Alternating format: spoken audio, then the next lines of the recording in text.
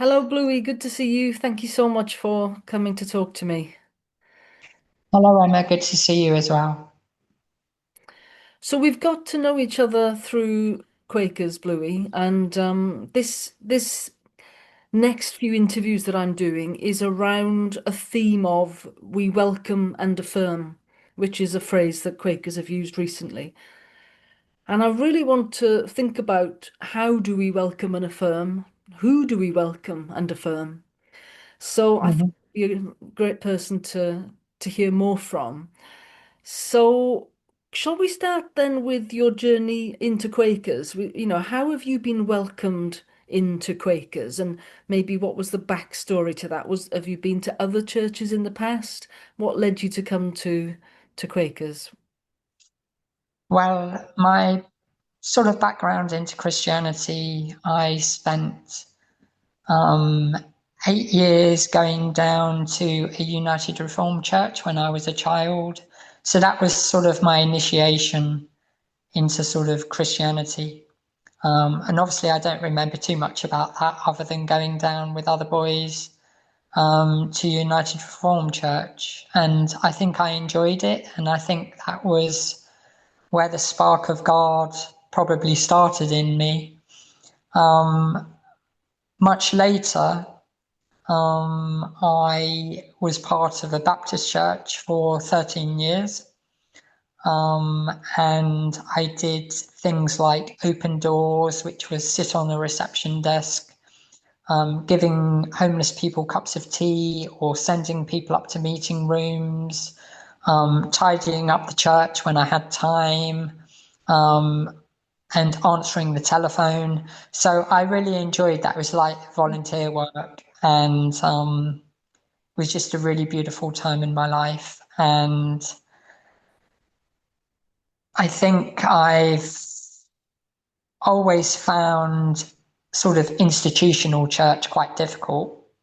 But it was a place where they welcomed me as much as they could and where I felt pretty safe and comfortable. Um, it was an open church compared with another church where I went for 4 years, a Pentecostal church.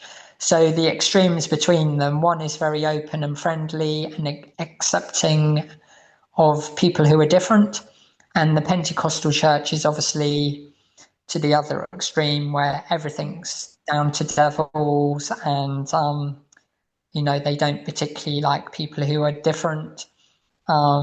So the thing with the Pentecostal church was at least you knew where you stood. So I knew what they liked and what they didn't like, so on and so forth. And obviously their way of worship is like, it's open ended. The Spirit is moving everywhere during the service. Whereas a Baptist church, it's more about somebody being centered, standing on a pulpit, preaching to people, and then you listen and you try to accept what they're saying and you put it into practice in your life.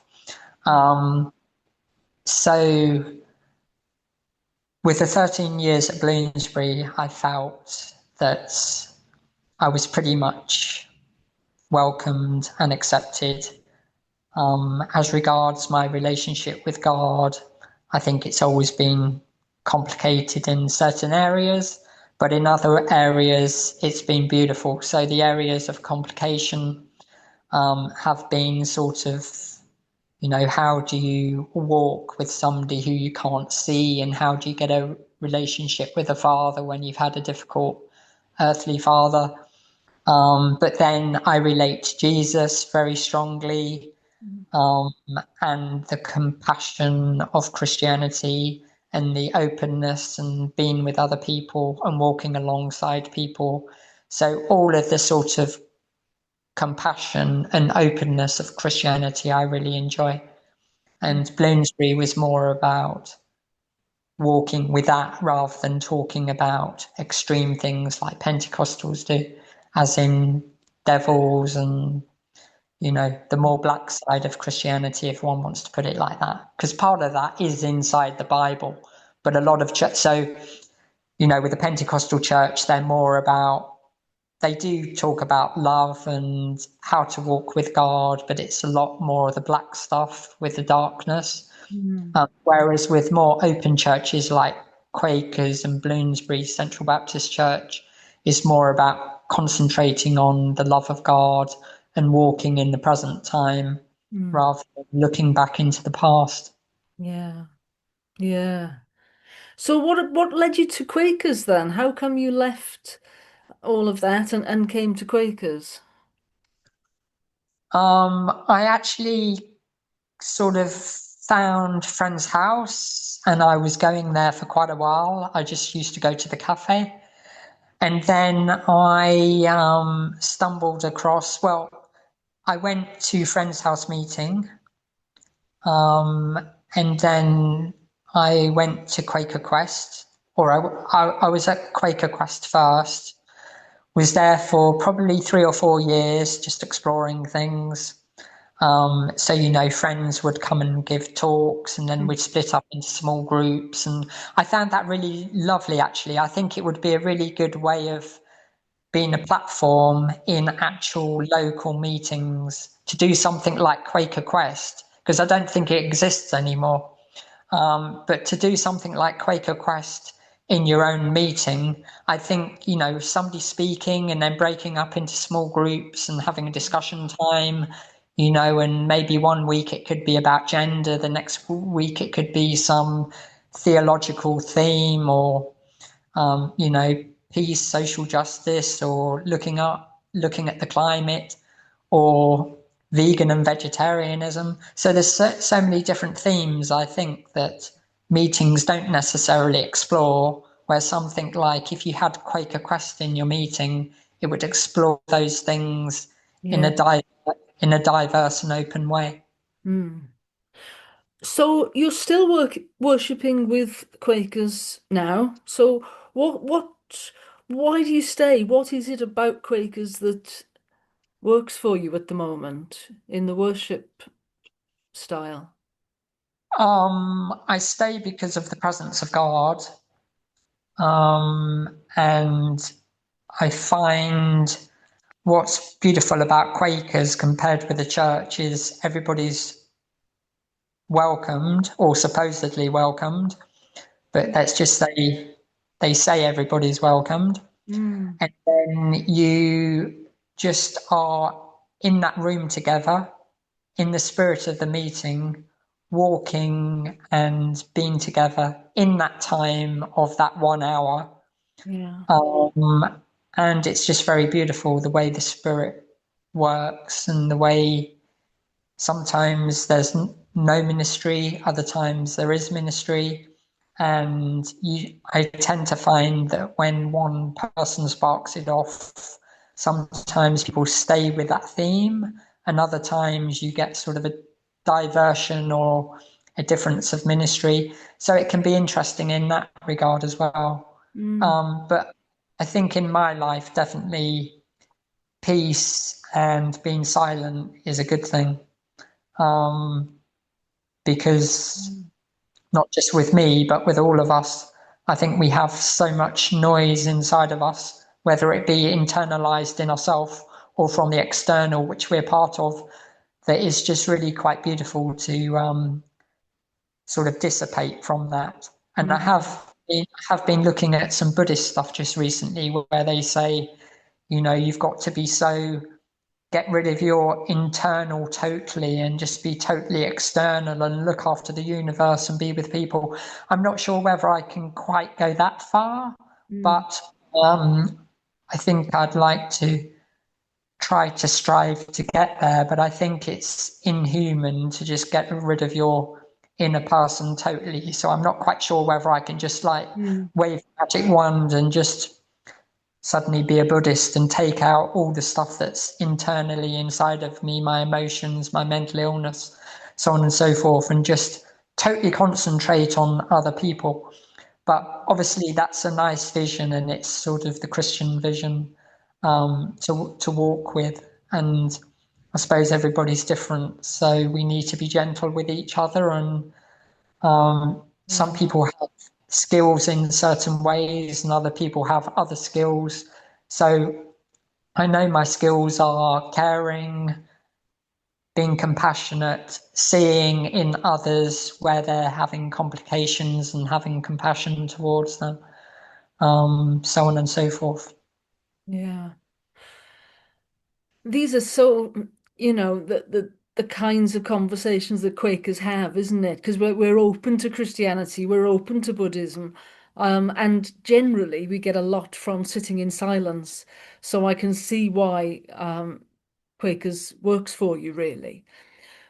So you hinted a little bit there about the welcome, not perhaps being completely um, right for you and not very welcoming in places. What what would you like to say about that? I mean, have you felt welcomed, and is there times when you haven't felt welcome? I think primarily in the 1 hour meeting, um, it's been really lovely. But at the present time, and obviously for maybe confidentiality purposes, but I think it's good to get it out there.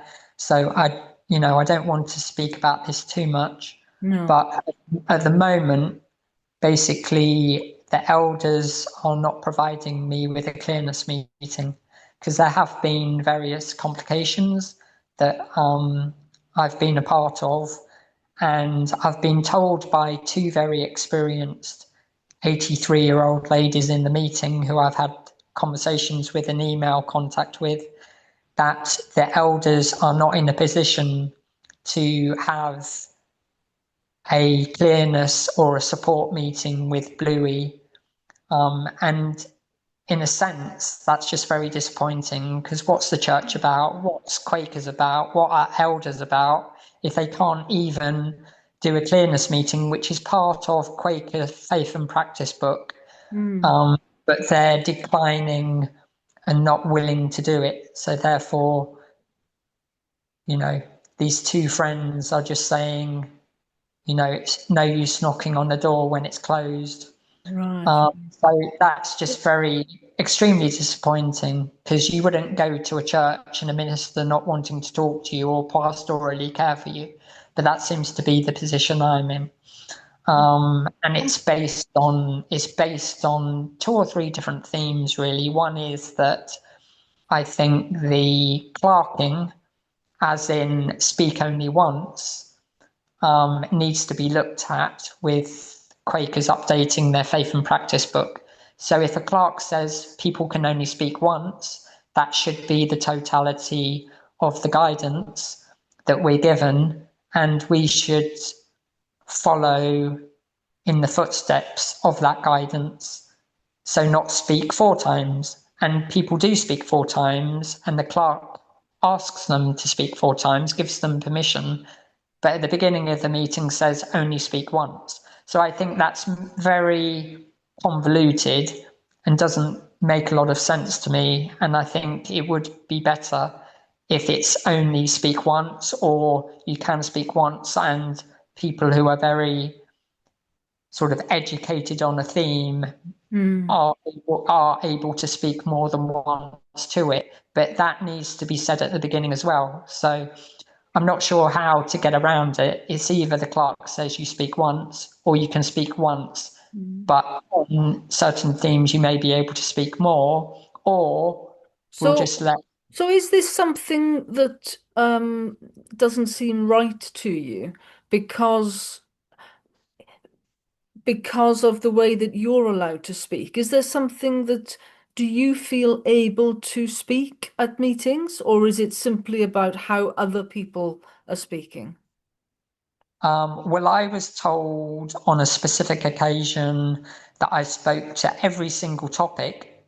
And again, if I spoke to every single topic, which I don't think I did, but if I did speak to every single business point, theme, then the clerk allowed me to. But then she's having a complication and coming Okay. to me and saying to me after that I spoke to every single business point. So there's two different things going on there as regards the thing at the beginning of the meeting where the clerk says people should only speak once, and Mm. can we keep to our business liturgically and stick to how we do things, but then we're not sticking to how we do things. So to me, that doesn't make sense. Okay. And then, So and then the can I just clarify then? So I'm getting the sense that you would like a clearness meeting with your meeting, so that with the elders, for example, to help you really make sense of how the meeting works and their guidance to you and to other people. And that's what you want clearness about, is it? So that you really understand kind of the guidelines that are being given within a Quaker setting. well, that's one theme, but then there are other themes as well where it becomes complicated. So I'll just go through one or two of the other themes, but hopefully not too deeply. Okay. Um, so another theme is the trans issue, where my what I witnessed in the meeting, and to me it doesn't really matter how it happened. It happened where somebody said that they were trans critical, and then the whole meeting goes totally bizarre, all goes out of context. Because the person only said they were gender critical. They didn't say anything else, and then they're being accused of being a transphobe. So to me, again, is this God? Is this the way a church operates? And is this how Friends should support this lady? And she hasn't been supported, and the meeting is just not looking at it, and it's just been left. I see. And I'm also part of that because I went to a meeting to look at it with sort of trans friendly people or whatever. And I shared my life story in that little meeting. And basically, two people walked out because I said I was detransitioning. So again, this is just like it hasn't been dealt with. It hasn't really been fully Mm. looked after. It's just been left in a bit of a mess, and then nobody's talking to each other. Nobody's really embracing this, and it's just been left. And what I'm faced with is elders and other people are not talking to me, and it just feels very uncomfortable. And then now I've learned that they're not even, I've asked for clearness meeting to various elders face to face, speaking to them. I've gone through another person to send emails because I don't want these people knowing my address and all the rest of it. I don't feel comfortable with people knowing my details in this meeting.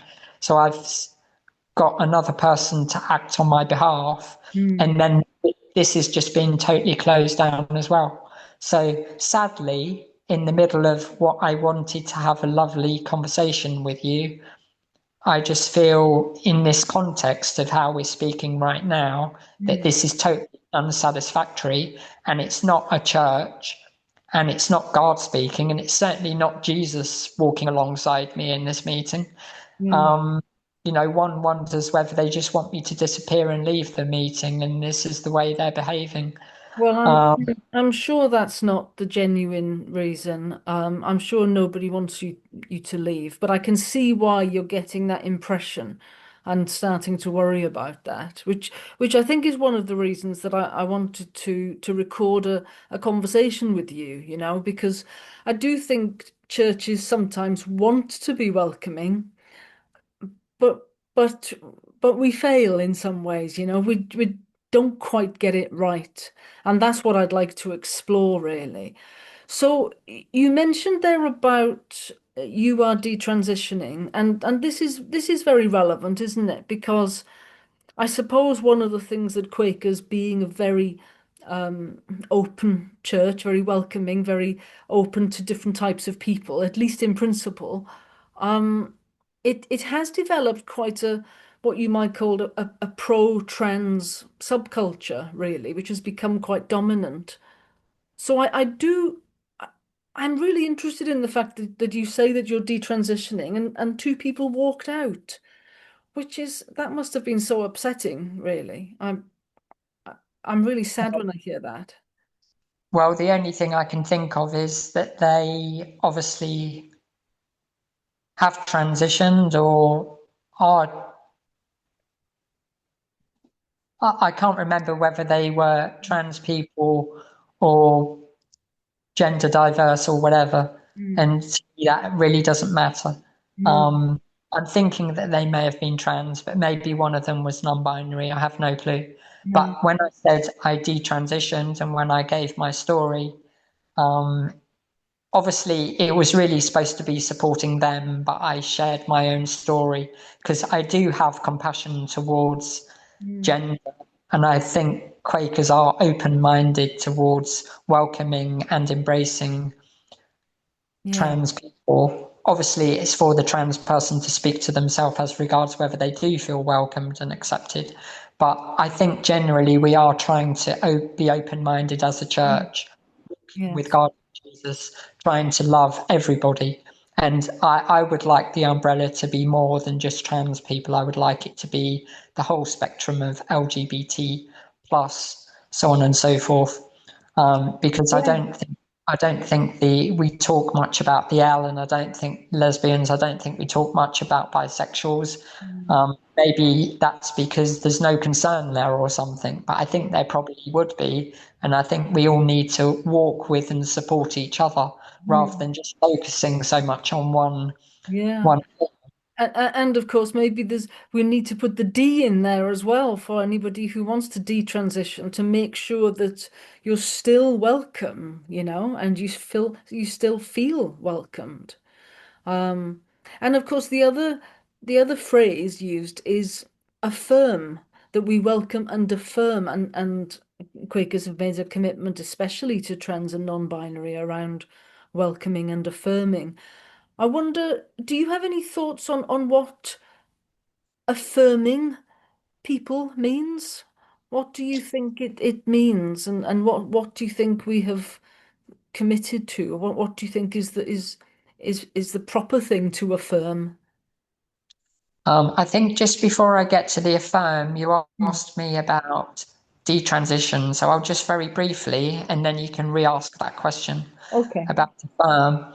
But so I suppose my position at the moment, I went to the endocrinologist yesterday, and what I'd like to do is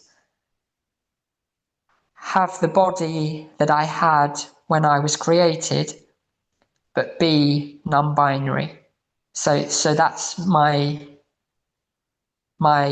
way at the moment. So I don't feel that I can go back to the original male because unfortunately that's been taken away from me by having this very difficult journey of going from raped Brian to Naomi female, and then realizing that the raped Brian was what made me be Naomi female, and then years later realizing that I can never be the original female because I was born as a male. So my situation is that I'm now Bluey Rivers, non-binary, and yesterday in my endocrinology meeting, this has got to be looked into further because now I'm looking to go on to testosterone.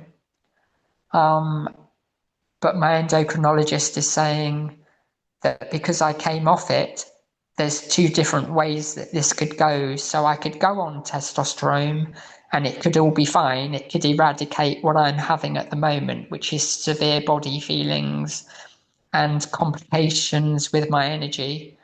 And Mm. on the other side, feeling, sort of complicated with distressed in my gender and my body. So it's energy and then the other side, the distressed with my body, and so on and so forth. Mm, So basically, I am now going to have to go through more exploration because the two realities are if I go on testosterone, it could work and it could bring peace into my life. But on the other hand, they're saying at the gender clinic, or my endocrinologist is stating to me that some people go to testosterone because obviously testosterone was natural to me as a male, and then I took estrogen mm, for, and then now I've come off it, and then now I'm hoping to go back on it. So the other thing that could happen is when I go on testosterone, it could actually make me feel like the gender dysphoria could go a bit haywire, and then people want to go back to being female. And obviously, I don't want to go back to being female because I've just come away from being female. So it wouldn't meet my objective of what I want to do, but mm, they'll only know when they put me on the testosterone. mm, So probably it will be a small dose to begin with, and then if it feels fine, maybe increasing it, but not so it gives me a lot of gender dysphoria. mhm. Um, Yeah. So we were talking about being affirmed, because this is the word that the Quakers have used, that we want to welcome and affirm people. Do you feel like, what would that mean to you for you to be amongst Quakers and to feel affirmed? What would that mean to you if we managed to do it well? I think the first thing I'd like to say is I don't think I should be crying out, I need to be loved, I need to be affirmed. People don't need to love me or affirm me. People don't need to love and affirm other people. That love and affirmness should be within ourselves. But obviously, it's nice if other people do welcome, care, love other people, because that is the Christian message. But it's not something that I can go around saying, screaming and saying, well, you've got to love me, because obviously it's that person's decision. So it needs to be a two-way path. Mm, Um, and if people don't embrace trans people, think that, like I've come to the conclusion a man is a man, a woman's a woman. So it will be very difficult to, in your situation, for example, I know you can't affirm totally the person. You can affirm as much as you can, but you're saying from your point of view that you can't affirm a person. well, let me say what I think then. So I whenever I meet a trans person, especially in a Quaker meeting, that I want to affirm them as a child of God. Like I was saying, is a unique, precious child of God, made in the image of God. And I want to affirm people as Quakers, as children of God. That's how I want to affirm people. But what I can't do is affirm somebody's sense of their gender. If I, when I get a sense that they think they're the opposite sex. So as you've just said, I don't think it's possible for humans to change sex. Um, and therefore, if somebody says, "Oh, well, I feel like the opposite sex," I mean, I don't mind people feeling like that, but I just can't affirm it. I can't agree with somebody because I don't think it's true. And I suppose ultimately, I think truth is the kind thing to talk about. Truth is kinder than some kind of fiction that people might believe. So that's I suppose my position. What do you think? So I just want to break this down. I mean, it's interesting wording because you just use the word fiction. So Hmm. I'm not talking about myself here. I'll come to myself in a few seconds. Okay. But for the people in my meeting, or for Quakers generally who are trans, Mm. to hear somebody say that they're just a fictional character, that to them would be quite painful. So I'm just Mm. saying how I feel that other people would connect with what you've just said. But obviously they have to realize that there are people like yourself and like me now who are saying that, I was born as a man. I can't suddenly just wake up or have a sex change and become a woman. It's not possible. And I've learned that through my own experience. But where I'd like to get the conversation to is what are Quakers going to do? You're putting your position. Mm, Other people obviously have a different position. mm, So how are we going to, in the spirit of Quakers, walk together and be at peace with each other? Because I don't feel is going to be very comfortable for you to be saying that somebody who says that they're, you know, the other sex when they were the original sex, and you're saying that that's not possible. And I totally agree with you. I've come to the same conclusion. mm, But for them, um, they're going through that reality where maybe they may, in years and years' time, come to my conclusion. But at the moment, they're in their conclusion.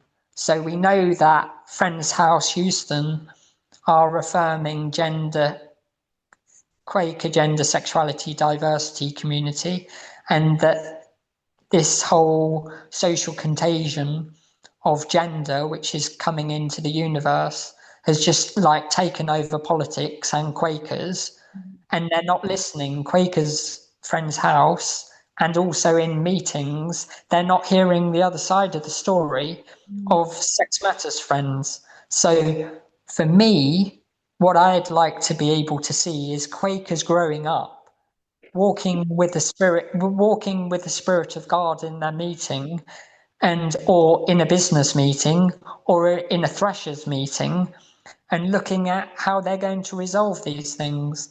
Because you've got toilets, you've got this, you've got that, and everybody's going to have a different opinion. I personally don't think there's thousands of trans people going in toilets raping women, whether they're lesbian or otherwise. So I think we need to be intelligent and open to what are the actual complications. And that's one of the things I'd like.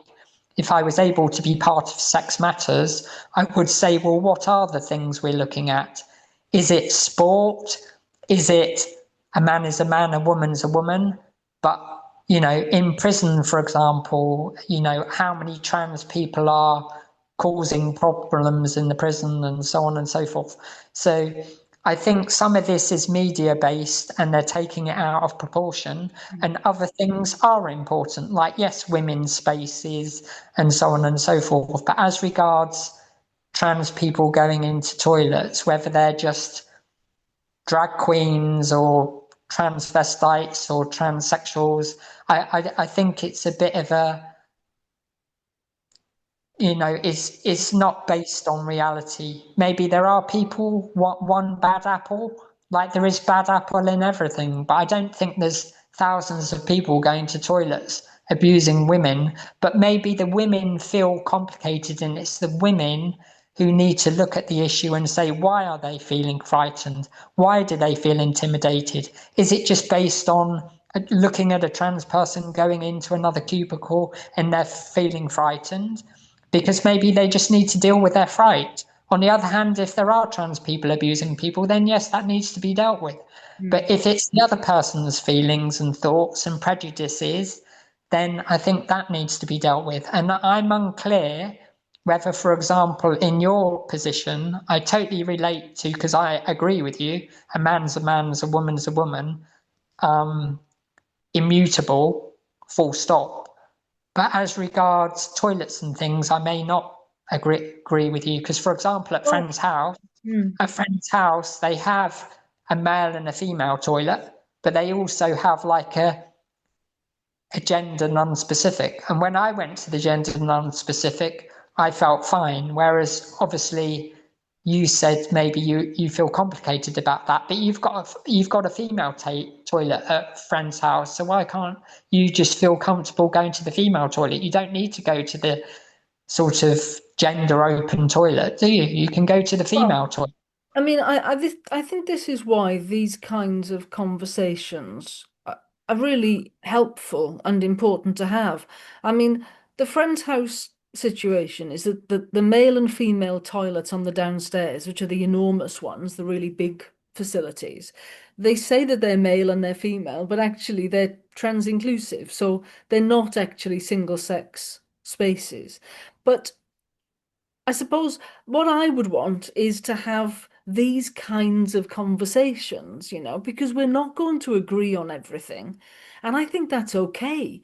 Like, I don't feel the need to agree with you, Bluey, on every single matter in the world. I don't need to agree with you to be friends with you. We can sometimes disagree, and that's what makes life interesting, isn't it? So we don't have to agree on everything, and maybe we can come to some compromises, and to some agreements, and to respect each other. So that's why I think your contribution to this issue is so valuable. There's not that many detransitioning people with a history like yours and the experience that you've had. There's not that many people willing to speak out and willing to be brave enough to say your opinions, even when it sounds to me like you're experiencing a little bit of I don't know, a difficult atmosphere, which I feel really sad about. And I suppose that's why I wanted this conversation, because we promise as a community to welcome and affirm everyone, and yet you're not feeling that. So I wonder what do you think we can do about this then? Let's think positively about what can we do? You talked about getting Quakers to grow up a bit, which makes me smile, because we do have to kind of get better at handling these conversations, I think. What do you hope for the future? Well, as I've just said, I mean, I think um, if it needs clearness meetings to look at trans issues or sex matters issues, but I think, rather than excluding, exterminating, pretending that sex matters doesn't exist because trans people don't like to hear the other side of the story. That's not a grown up way of looking at things, and it's not a guard way of looking at things. I've heard people say, well, I will embrace people who have sex matters views in the hour meeting, but after the hour meeting, I just won't go near them and talk to them. That again, I just don't feel is like grown up behavior. Yeah. Um, it's just not appropriate. If you're walking with God and as a community, you can't just sort of diss or discommunicate other people because you don't agree with them. It's this Quaker phrase, agree to disagree. But if they're going to use these phrases, they need to really live up to them, because otherwise they're just like broken promises or Mm. just words that shouldn't be spoken if they're not true. Yeah. So I do have some strong thought processes as regards the way Quakers speak, and then they're not acting in the way that they should be acting. But on other things, their actions are very, very good. But on certain things, words and actions are not really in line with each other. Mm. Um, I'm so just I'm just wondering, you said a bit about your position that you're detransitioning now and you're talking to your endocrinologist and you're still coming to Quaker meeting very regularly. What kind of spiritual support, and you talk about walking alongside people. I'm just wondering, do you feel that you get that spiritual companionship in Quakers as you go through this detransition? well, as I said earlier on, there is no, uh, for me personally, there is no pastoral love in my meeting. For me personally, they all just seem to not be wanting this clearness meeting, and um, it's just, I mean, I'm going because of the spirit that God has led me there, and I'm sitting because I know that God loves me. So I don't really care what other people think. They can think whatever they like. And unless they just exterminate me from the meeting, I'll be going. So hopefully their behavior and their way of embracing and looking after people will change, because otherwise it will just be a stalemate and nobody will be talking to each other. And Yeah, with I think you're a blessing to the meeting, Bluey. I honestly do. I think your presence there, as you say, God has put you there for a reason, perhaps, and maybe it's to open their eyes to being more welcoming, and so they need to open their hearts more, perhaps. I mean, it's just very sad because there's a lady who's saying I'm bashing Bibles on the table, and that she's talking to this other lovely lady I know about my mental illness. That to me is just not appropriate. And, we've gone through a lot of things here which are talking about, Quakers generally welcome and affirming. But when it comes to speaking about to somebody else about my mental illness, that to me is just totally a no-go. And that Mm, could make me leave the meeting on its own merit. But I'm not going to, because obviously that person is just totally out of order. But mm, where do you go with elders? If you want a clearness meeting, and these things are happening and they're not yeah. acting appropriately, they're the ones in authority. We're just the ones at the bottom. But of course, we're all supposed to be equal, so it's all just a big mess at the moment.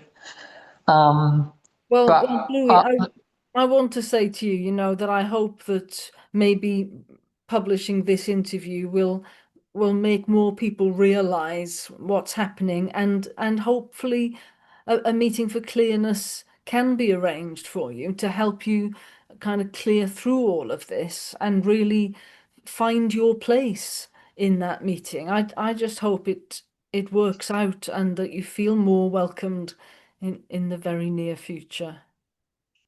thank you, Emma. Shall I we leave just, it? I just feel that,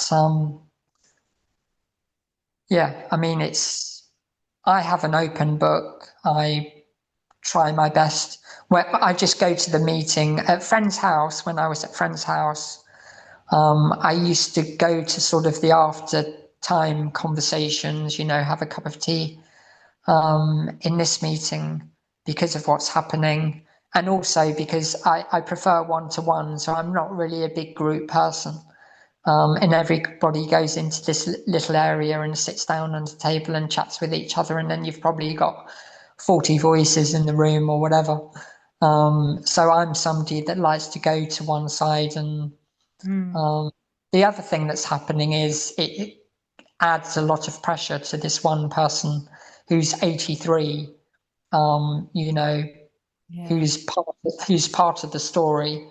But basically, it's me sending loads of emails. She's having to deal with this all on her own. Mm, And like, um, then she's probably saying, I've got a life to live. So, where do you draw the personal line between trying to connect with people? So then, I sort of step back and mm, don't feel like she's wanting all these emails. So it's very difficult to navigate when it's only, and in my life, I only really have one real friend who's like 30, 33, and then I've got a couple who are ex-Baptists who I've known for a long time. So I don't have loads of network around me to deal with these things, whether it be the gender or church stuff or anything. I have a psychotherapist, and funnily enough, I gave a ministry, sadly, about rape, which I probably shouldn't have done, but now I've cleaned that up and I give appropriate ministry because we're ministering to each other. So it should be to the community. So I made an error in that context, and I was basically told, you can't talk about rape. I mean, I didn't spend the whole of my spoken ministry speaking to rape, but that's the conclusion they've come to. And therefore, because I spoke about rape, um, I should have spoken to rape in psychotherapy rather than a Quaker meeting. So to me, that's very unkindly put.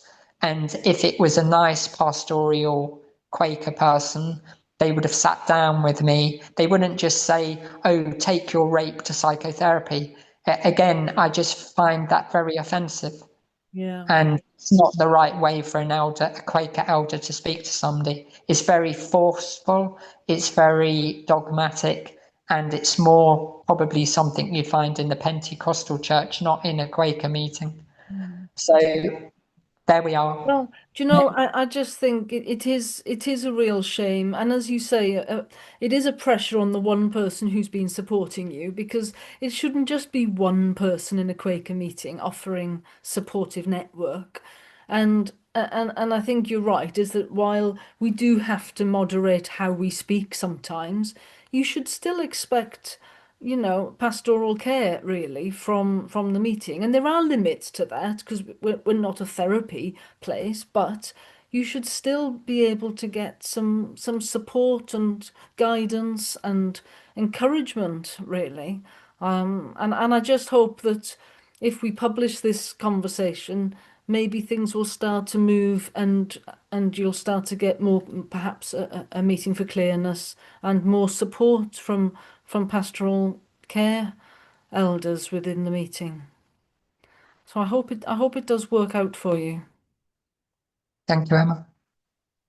Let's leave it there then. It's been lovely talking to you. Thank you so much. Thank you, Emma.